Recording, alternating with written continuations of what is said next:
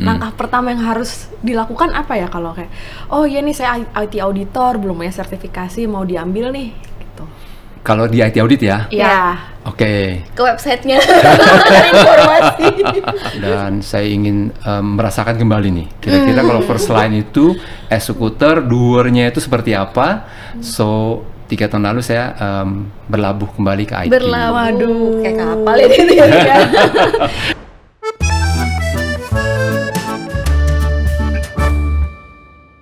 Hai Yaibers, jumpa lagi di Roti Manis, ruang obrolan rutin bermanfaat dan inspiratif. Emang ada yang nggak suka roti manis, El? Gak ada dong. Oke, bersama saya Elisa. Dan saya Dita. Dalam beberapa waktu ke depan kita bakalan ngobrol-ngobrol seru ya Dita ya. Kali ini topiknya apa nih, El? Topiknya kayaknya masih IT boleh kali ya. IT boleh, kan kita kemarin udah bahas iCover, Bahas syariah juga. bahas audit lainnya. Kayaknya masih kurang ya Dit ya. IT kan soalnya luas banget ya. Jadi Iya kita sih. mesti terus keep up juga nih. Iya, aku kurang update nih tentang IT. Apalagi ya. Tenang. Bintang tamu kita udah pasti talk chat. Oke, siapa sih El emangnya? Yuk kita kenalan dengan Pak Hartono. Hai Pak Hartono. Halo Mbak Dita, Mbak Elisa, dan Yeber semuanya, salam kenal. Mantep ya. Tapi sebelum itu kita minta kedipnya dulu ya Pak. Kedip. Kedip, Kedip. kedip gimana? Iya. Kedip Kenapa itu kenal lebih dekat orang penting ini. Wow. Jadi kita mau Oke. kenal lebih dekat Pak Hartono nih. Iya betul kan orang penting ya. Penting banget dong. Nah, selain sekarang ini bekerja di salah satu bank swasta di Indonesia, Pak Hartono juga merupakan exco dari ISC Square ya Pak ya. Iya, Nanti betul. kita bahas lebih lanjut Pak, tenang. Pasti ya Ibers juga penasaran nih. IC Square itu gimana Apa? ya? Iya betul. Cuma ya, yang lebih menarik lagi, aku sempat kulik-kulik juga nih sama di LinkedIn-nya Pak Hartono. Perjalanan karirnya Pak Hartono itu mengalami lika-liku yang panjang. Wah. Enggak sih, Lika-likunya Iya. terus naik Iya dong pastinya. Dari sebelumnya external consultant, internal Yap. audit, terus sekarang di lini pertama ya Pak ya di Ya, business unit first line ya. of defense di IT Oke. tepatnya. Oke, boleh dong Pak dijelasin Ceritain. cerita-cerita dikit dong. Oke. Kalau ada suka dukanya juga boleh ya Pak. Iya. Oke, salam kenal lagi semuanya, para Yeber semua. Saya Hartono Agus, jadi perjalanan karir saya mulai mungkin di mid 90s ya, it's like Waduh. udah lama gitu ya. 90s tuh maksudnya Oke, dulu saya join di Pricewaterhouse, jadi one of the big six saat itu. Lalu Pricewaterhouse ini kan juga ya akhirnya waktu tahun 98 merge dengan Coopers and Lybrand menjadi yang sekarang kita kenal sebagai PwC, PricewaterhouseCoopers. Jadi kita mulai saat itu saya mulai sebagai associate consultant di IS Audit. IS Pak. IS Audit saat itu namanya. Oh, Jadi Information System Audit. Oh gitu. Ya, lalu memang berubah nama beberapa kali. Teknologi Risk Management, Operation Risk Management, Information System Risk Management, terakhir System and Process Assurance zaman saya keluar ya. Sekarang saya tidak tahu namanya apa. Mohon maaf Masih terus kalau salah. update. Oke. Jadi kurang lebih IS Audit itu external audit dan risk management di sisi teknologi risk management advisor. Lalu dari PW saya juga sejak itu PwC. Lalu saya pernah bergabung dengan Schlumberger, which is consultant IT saat Masih itu. konsultan juga lah ya Pak Ya, ya. jadi saya merasakan langsung bekerja sebagai first line yang dari sisi implementornya, desain implementasi sistem. Jadi yang sebelumnya cuma ngecek-ngecek doang, lalu sekarang kita implementasi, jadi kita tahu exactly kesulitannya apa. Point of view yang berbeda. Ya, point of view yang totally different lah gitu kan, yang benar-benar si eksekutornya nih. Ya. Nah, dari situ saya belajar banyak sekali, technically dan manajemen untuk dari sisi manajemennya. Lalu somehow tertarik lagi untuk kembali ke PwC. Waduh, CLBK kalau orang bilang ya. Iya, jadi saya balik lagi ke PwC, stay a few years. Lalu saya tahun 2007 benar ya. Saat itu memang dengan kondisi perbankan sedang naik daun, jadi banyak membutuhkan profesional, dan salah satu sumber profesionalnya adalah dari Big Four. Jadi cukup banyak profesional dari Big Four yang pindah ke banking industry, baik di finance, internal audit, dan lain sebagainya.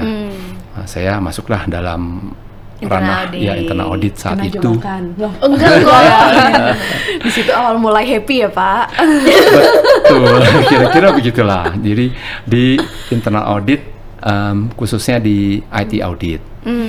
Ya, lalu dari sejak saat itu stay for mungkin belasan tahun ada di internal audit ya, kira-kira. Lama juga ya. Ini menginspirasi juga nih, loyal juga ya terhadap job saat itu ya Pak ya. Betul. Emang enjoy sebenarnya di internal audit itu. Ya. Oke. Oke. Sejak saat itu saya di internal audit kurang lebih 11-12 tahun, lalu saya pindah saya diberikan kesempatan untuk ke first line, dan saya ingin merasakan kembali nih kira-kira kalau first line itu eksekutor, doernya itu seperti apa. So 3 tahun lalu saya berlabuh kembali ke IT. Waduh, kayak kapal ya gitu ya. Ingin Kira-kira merasakan begitu. lagi nih dulu Ya, tuh ya. gimana sih, sekarang gimana gitu Ya. Pak ya. Supaya mengisi pengalaman saya biar lengkap lah, kita yang saat itu lebih banyak Eksternal terus Iya. third line, sekarang jadi first line ya Pak. betul. Keren, ilmunya pasti terus berkembang ya. Iya betul. Karena pastinya beda banget sih ketika menghadapi langsung mungkin attackers atau mungkin ada threat yang terjadi, karena kan yang akan menjadi tameng pertama tentunya ya di first line ya Pak ya. Iya. Gitu. Jadi Pak Hartono siap dong diaudit sama auditor-auditor ya. Kalau dulu yang biasanya, aduh terima data nih, kirim data gitu ya. Iya, dan itu juga saya juga mulai merasakan dan melakukan kolaborasi yang lebih baik tentunya. Jadi kita mengerti dari view-nya internal audit itu sebenarnya view-nya begini loh. Saya juga menyampaikan ke tim-tim kita di first line maupun second line gitu ya, bahwa kolaborasi antar first line, second line, dan third line itu memang Harus sangat dijalin perlu. ya, betul. Iya, penting banget. Iya. Betul. Iya, itulah fungsinya internal audit, juga harus bisa memberikan point of view yang bagus nih kepada Value added first ya. line. Ini ya, Iya. value added. Kalau dari sisi tantangannya sendiri ya Pak, paling berat yang mana tuh Pak? Dari tiga cobain itu Pak, 3 peran yang berbeda ya. Paling Oke, berat. eksternal, internal, dan first line gitu ya. Iya, iya. Saya kira beratnya kurang lebih sama ya. Cuman maksudnya kan itu kan totally different challenge, different view. Tapi the most important sih sebetulnya enjoy di present time. Mungkin seperti orang kalau pernah questioning adalah umur apa sih kira-kira yang paling bahagia dalam hidup kita? Apakah kita saat kecil, apakah saat sekolah, kuliah, atau bekerja, atau sudah menikah? Sebetulnya semua di era-era itu sama saja. Semuanya sangat enjoyable sebetulnya. As long as kita bisa petik gitu ya dari saat ini adalah apa yang menarik untuk kita lakukan, apa challenges yang harus kita hadapi. Bersyukurlah untuk saat ini.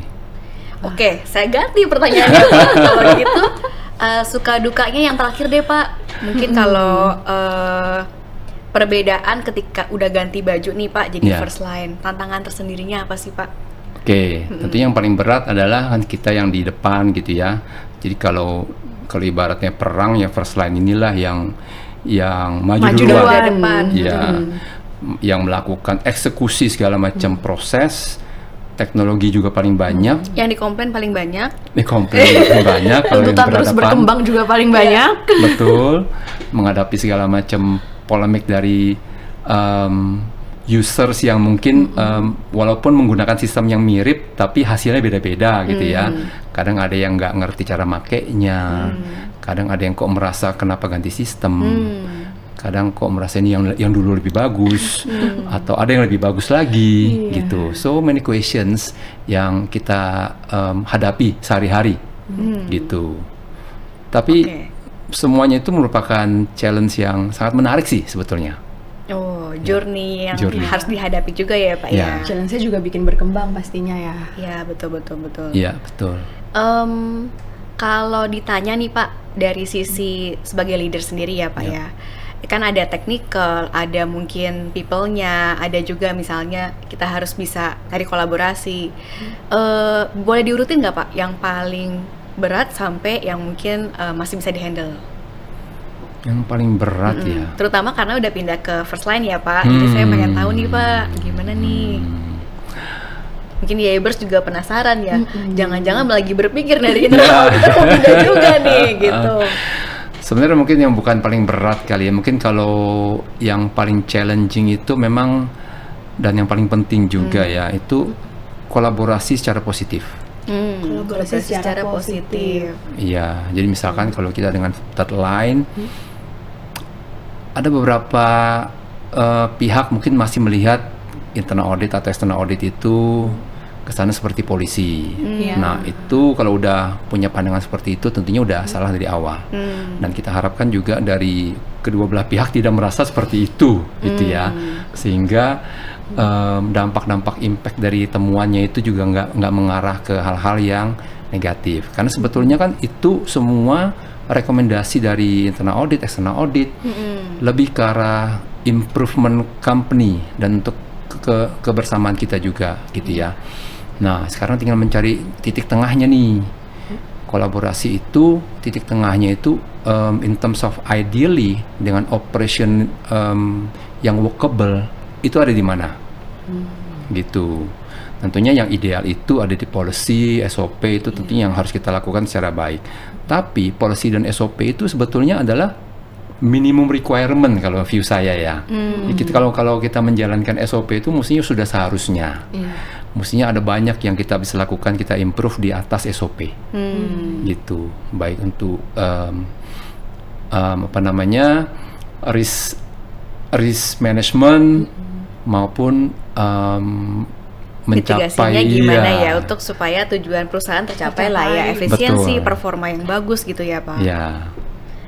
Ini kalau idealnya nih semua punya mindset yang kayak Pak Hartono sih bakalan bagus banget nih Pak, karena kan udah pernah merasakan di semuanya, tahu pain pointnya di mana, di situ bisa kita harusnya jadi sharing lah ya ke teman-teman yang di first line juga. Kadang yang membedakan mungkin dari point of view-nya kadang ya Pak, bisa jadi dari sisi first line karena nggak pernah duduk di posisi internal auditor atau external auditor, ngasihnya ya elah lu masuk lagi ngapain sih buat gitu apa kan, sih minta lagi nih gitu. kan.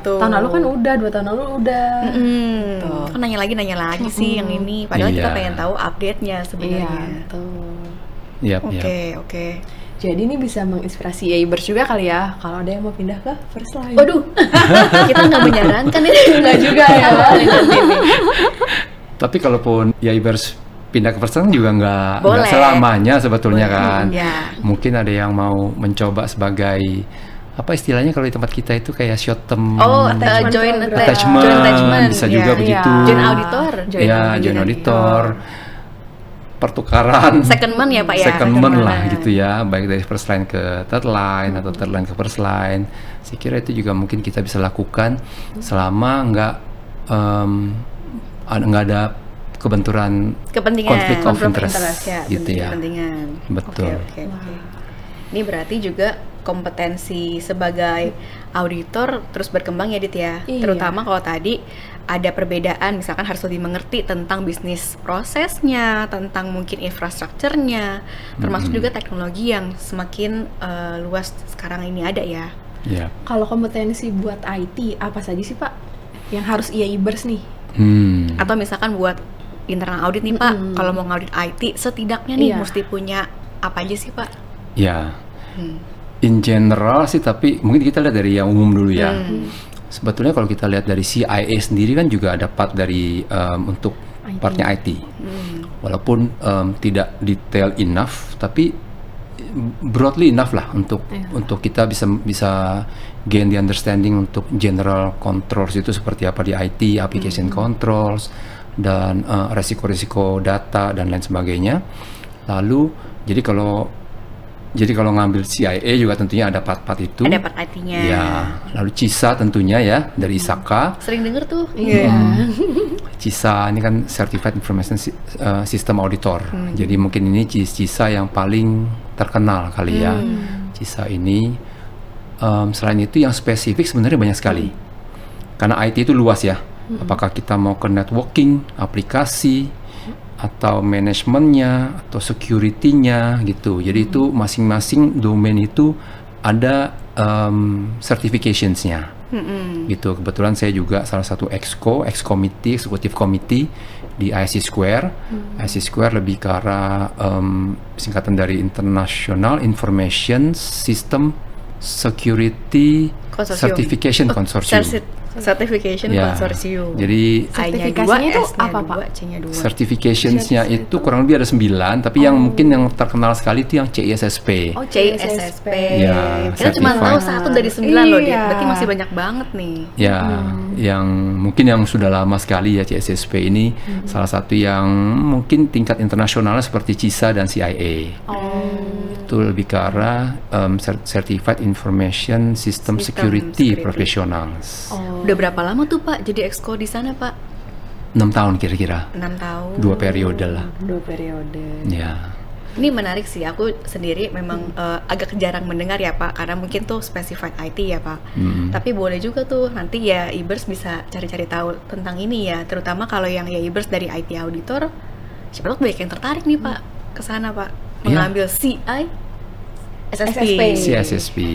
Tentu kalau ada yang itu yang secara umum ya, tapi ada juga yang mau cloud spesifik juga ada. Sebenarnya cloud juga di luaran tuh ya, selain dari ISC Square juga ada beberapa yang khusus di cloud. Kalau kami ada yang namanya CCSP, Cloud Certified. Mirip-mirip sih ISSP, CCSP. Namanya kurang I-nya ya. Ini aja. Ya, Cloud Certified Security Professional. Gitu. Kalau tips nih Pak untuk IAIBers yang mau ngambil, langkah pertama yang harus dilakukan apa ya kalau kayak, oh iya nih saya IT auditor belum punya sertifikasi mau diambil nih gitu. Kalau di IT audit ya? Iya. Oke. Ke websitenya. Informasi. Terus bayar. Tapi yang lebih cocok mungkin CISA dulu kali ya. Oh, CISA lihat dulu dulu. di apa namanya ISAKA, di webnya ISAKA kan ada CISA, ada CRIS, saya juga certified IT risk lah itu Baru ya, lagi CRIS. nih, ada lagi ya tadi. Memang ngomong Pak Hartono punya berapa sih sertifikasinya? Oh, enggak banyak-banyak banget lah. Tapi yang aktif 6 ya, yang aktif 6 Gak ya. banyak-banyak banget, 6. Ada beberapa sudah expired. Yang expired berapa Pak? 4 kali ya. Cito 10. Iya. Ini inspirasi banget nih Berarti buat dari IAIBers. muda udah ngambil certification nih kayaknya Pak Hartono nih. Yang paling pertama apa Pak? Pertama ya, CISA mestinya, CISA. Ya. Oke. Ya. IT sejati memang nih Pak Hartono ya. Lalu CSSP. CSP, Ya. CISSP. Kalau misalkan saya nih bukan IT auditor, ngambil CISA bisa Pak? Bisa. Yang penting lulus. Ya. Tapi mati-matian nggak lulusnya ini, gitu. Kalau CISA itu kan masih generic IT controls gitu. Walaupun ada beberapa domain ke arah network IT ya, atau IT infrastruktur lah gitu. Tapi teknikalnya nggak terlalu banyak.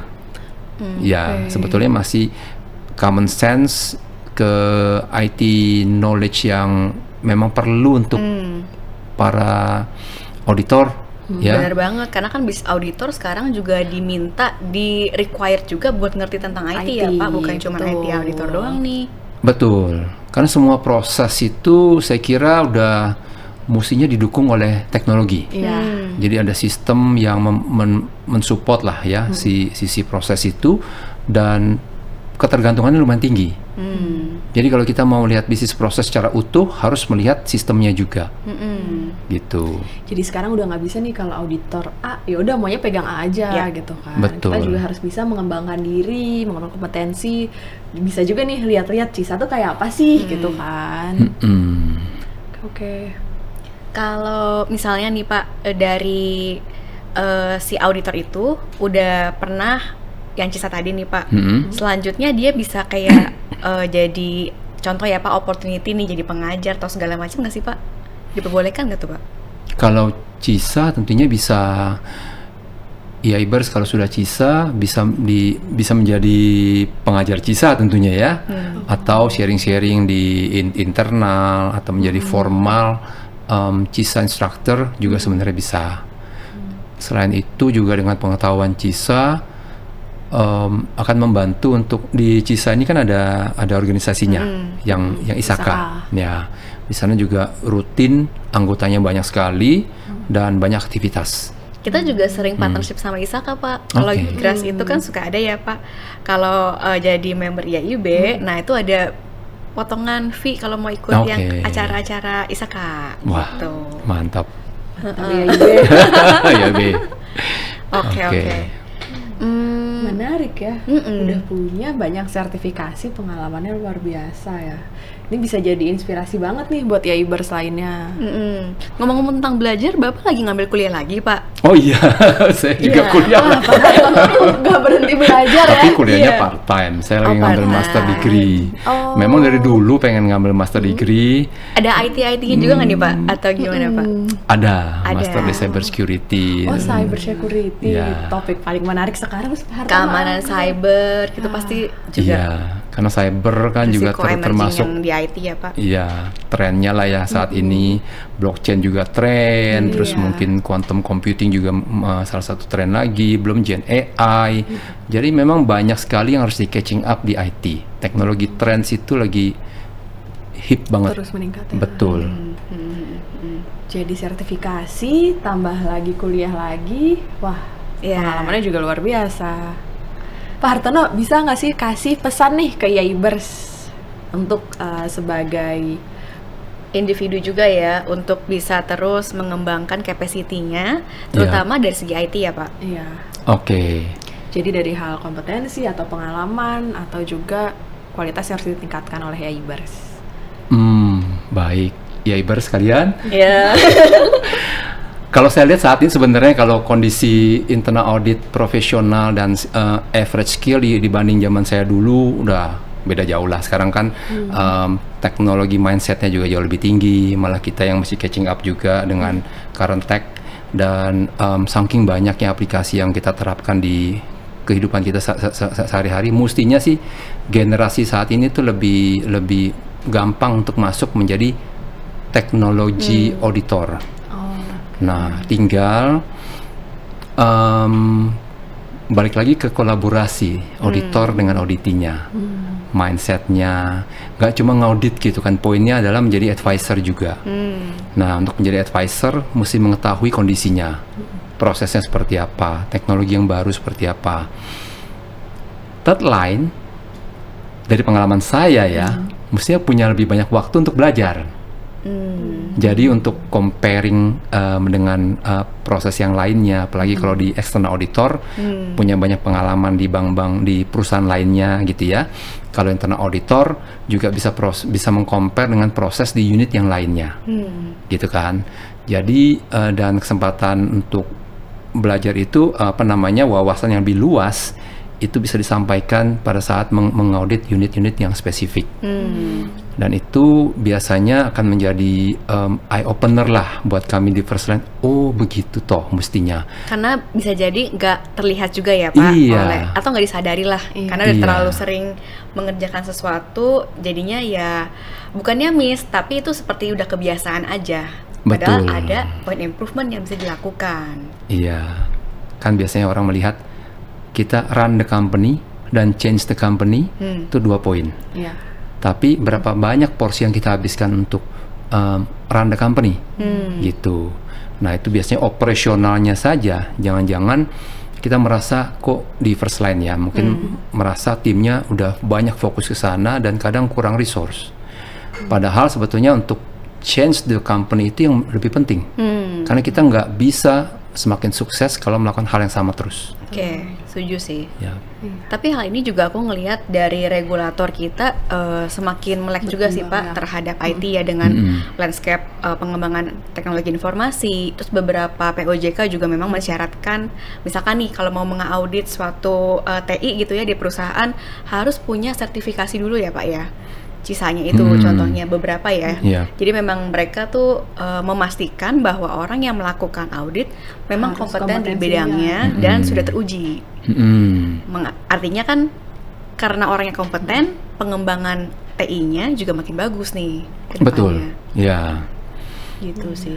setuju. Iya sih, kita yakin lah karena teknologi terus berkembang, lalu juga didukung oleh regulasi, lalu juga IAIB nih juga bisa nih mendukung untuk IAIBers, teknologinya juga semakin berkembang kan. Siapa tahu nanti dari IAIBers di organisasinya mau minta Pak Hartono jadi pembicara, bisa ya Pak ya? Training? Nah, training? Siapa tahu Pak? Bisa. Oke. Ini good banget sih. Tadi juga dari Pak Hartono, di setiap tahapan kehidupan enjoy aja. Ya. Di setiap yang lagi dijalanin terus Happy aja. mengalir aja, tapi tetap untuk terus berkembang. Dan juga satu tadi, jangan lupa kalau ada opportunity juga harus diambil. Iya, Betul. Oke. Terima kasih banyak ya Pak Hartono. Oke, Kita sih Terima masih kasih. pengen Terima belajar kasih. lebih banyak, tapi waktunya udah habis nih Pak. Mungkin nanti di kesempatan lain kita bisa nih belajar Ya. lagi dari Pak Hartono. Supaya makin semangat kuliahnya, kita kasih hadiah. Wow. Oh, hadiah Pak Hartono. Oke. Tara, dari roti manis Wah, IAIB Pak. baik, terima Oke. kasih. Terima kasih IAIB dan acara Roti Manis podcastnya ya. Ya. Luar biasa. Ya, dipakai ya Pak. Oke. Kayaknya karena waktu yang sudah habis ini, sorry banget IAIBer semua, kita harus berpisah dulu nih. Tapi tenang aja, kita bakal terus ketemu di video-video dan episode-episode Roti Manis berikutnya. Jangan lupa nih harus follow, subscribe semua sosial media IAIB Indonesia. Nah, video ini bakal ditayangin setiap bulannya di minggu kedua. Nah, nanti IAIBer semua bisa kasih komen, pertanyaan ke Pak Hartono, boleh? Boleh ya Pak, nanti kalau ada Silakan. pertanyaan yang di komen, Ya. nanti kita tanya langsung, kita jawab di Instagram IAIB. Dan mungkin boleh juga komen-komen untuk koreksinya atau misalkan Boleh. apapun untuk saling membantu lah, saling mengisi ya. Ya, Ya. siap Pak. Disampaikan kepada IAIBers nanti ya Pak. Oke, segitu aja. Kita tutup dulu Roti Manis episode ini. Bye IAIBers. Bye, Bers.